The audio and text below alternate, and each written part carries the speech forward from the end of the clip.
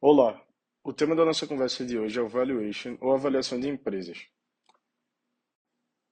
O valuation ou avaliação de empresas é um processo fundamental no mundo financeiro e empresarial que visa determinar o que a gente chama de valor intrínseco de um ativo ou de uma empresa.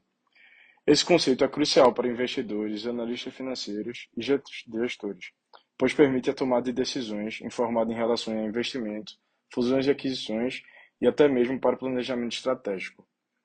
Aqui eu trouxe um exemplo da Ambev, que em 2023, segundo analistas, o valuation indicou que as suas ações estavam abaixo do valor intrínseco, o que sugere uma oportunidade de compra, segundo os analistas. Bom, a avaliação de empresas é essencial por diversas razões. Primeiramente, ela fornece uma base objetiva para a tomada de decisões de investimento ou até mesmo de desinvestimento. Investidores institucionais e individuais, nós aqui na pessoa física, né? Utilizamos o valuation para identificar oportunidades de compra ou venda de ações, com base na comparação entre o valor de mercado e aquilo que eu disse a vocês no início, que é o valor intrínseco estimado. Aqui eu trouxe mais um exemplo da Ambev, o preço médio da ação dela em 2023, que era R$ 14 por ações, e segundo analistas, o valor intrínseco era R$ 16,62, o que sugere que ela estava sendo negociada abaixo do seu valor. Além disso, o valuation é uma ferramenta crítica em processo de fusões e aquisições. Durante uma transação, é imperativo que partes envolvidas compreendam o valor real de uma empresa-alvo para evitar sobrepreços e subpreços. O valuation também é utilizado em reestruturações corporativas, planejamentos sucessórios e na avaliação de ativos entendíveis como marcas e propriedade intelectual.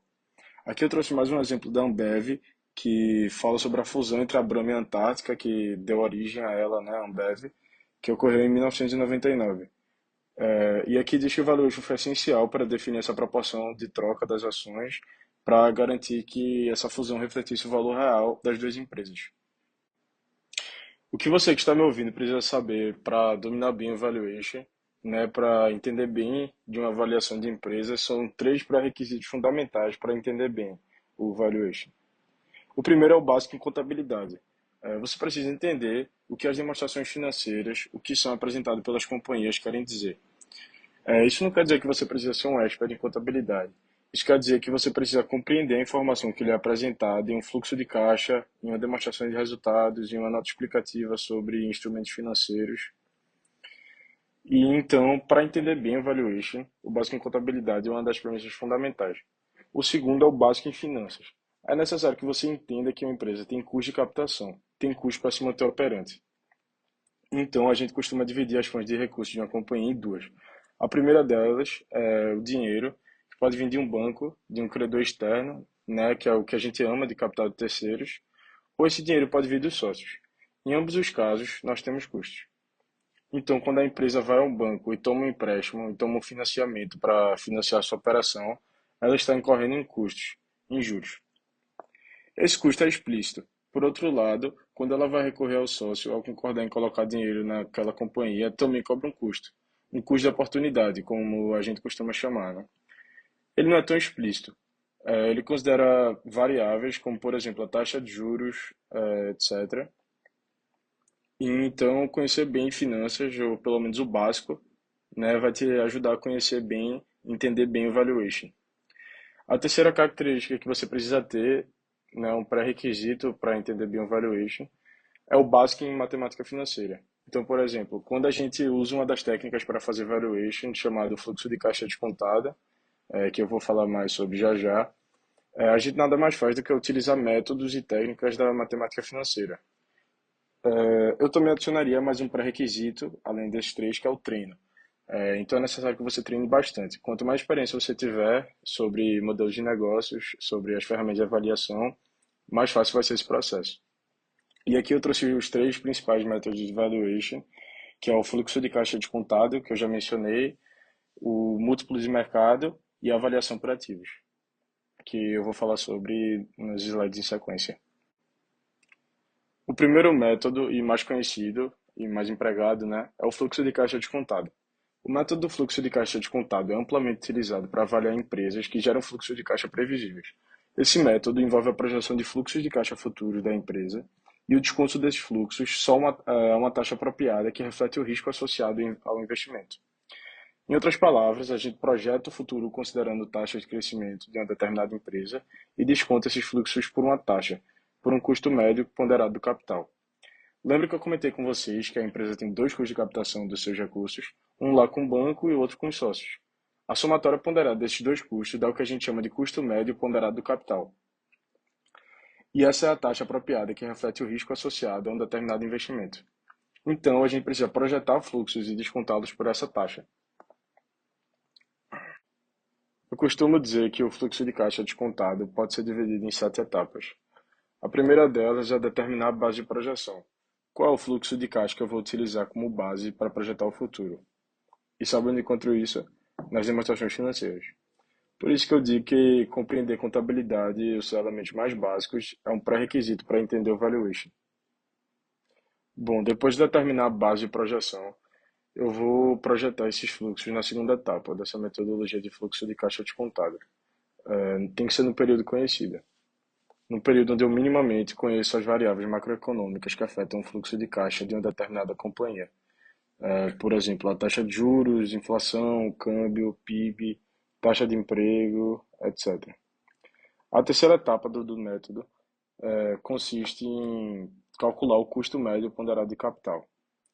Então, se a empresa pega um recurso no banco para financiar sua operação e um outro recurso com os sócios, a ponderação desses dois capitais vai me dar essa taxa de desconto que eu acabei de mencionar nessa terceira etapa. A quarta etapa consiste em projetar a perpetuidade. É claro que uma empresa não tem um prazo de validade definido, né? Nenhuma empresa é criada para ser encerrada daqui a algum tempo, salvo raras exceções, mas esse não é o escopo do áudio. Quando a gente projeta alguns anos para frente, 6, 7, 8 anos, a gente barra lá na frente, no último ano do período que eu conheço, que a gente chama de perpetuidade, que é uma zona que eu não conheço, ou seja, é uma zona infinita. Então eu preciso projetar os fluxos de caixa nesse infinito, considerando uma taxa de crescimento na perpetuidade.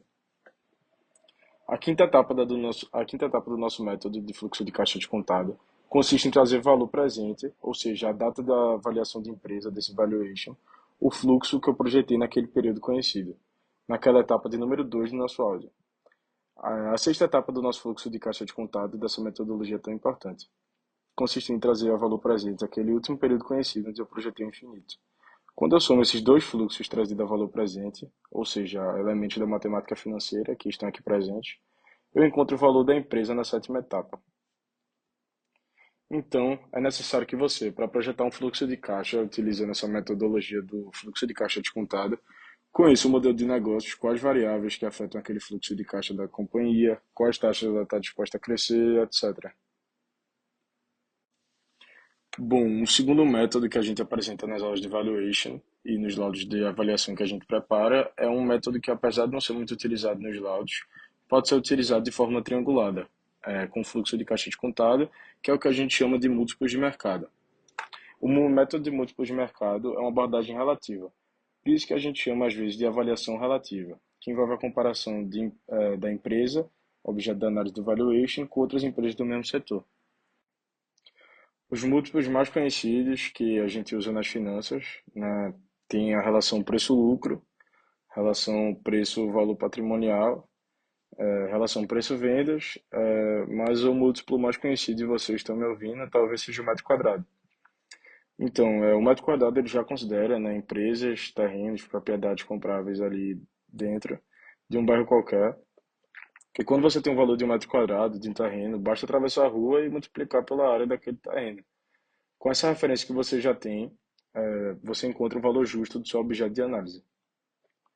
Existem, claro, grandes considerações a serem feitas, e talvez a principal delas é a seleção de comparáveis, né? Selecionar empresas comparáveis é crucial para a precisão desse método. E no Brasil a gente encontra uma limitação de escopo, né? A gente não tem tantas empresas comparáveis no mercado aberto. Um exemplo, imagina se eu quiser analisar o setor aéreo, eu teria que pegar 5, 6, 7 companhias abertas desse setor, e a gente sabe que isso não tem na nossa bolsa de valores. Bom, uma terceira metodologia que a gente utiliza em avaliação de empresas é a avaliação por ativos, que é utilizada principalmente em empresas que possuem ativos intangíveis significativos, né, tangíveis significativos, melhor dizendo, são imóveis, maquinários, estoque. etc. Esse método envolve a soma de valores dos ativos da empresa, subtraindo suas obrigações, mas ajustado sempre pelo valor justo, tanto dos ativos quanto dos passivos. Então, envolve aqui a criação de pareceres, de laudos mais sofisticados para a determinação do valor justo, ou eventual mais-valia de ativos e passivos. Existem outros métodos que não cabem nesse áudio, como, por exemplo, o método do Black-Scholes, que é uma metodologia amplamente conhecida na avaliação e precificação de opções. A gente também tem métodos, né, múltiplos setoriais, que vai ao encontro do que eu comentei sobre a avaliação relativa e tantos outros. Mas o que você precisa saber é que o Valuation é uma disciplina complexa, que exige uma compreensão profunda de princípios financeiros, demonstrações financeiras e particularidades do mercado. Cada método tem vantagens e desvantagens, e a escolha do método apropriado depende muito do contexto, da avaliação e das características da empresa. É claro que há uma preferência por um dos métodos que eu citei aqui, que é o método do fluxo de caixa descontada. Bem, e eu acho que é isso. Até uma próxima. Obrigado por assistir.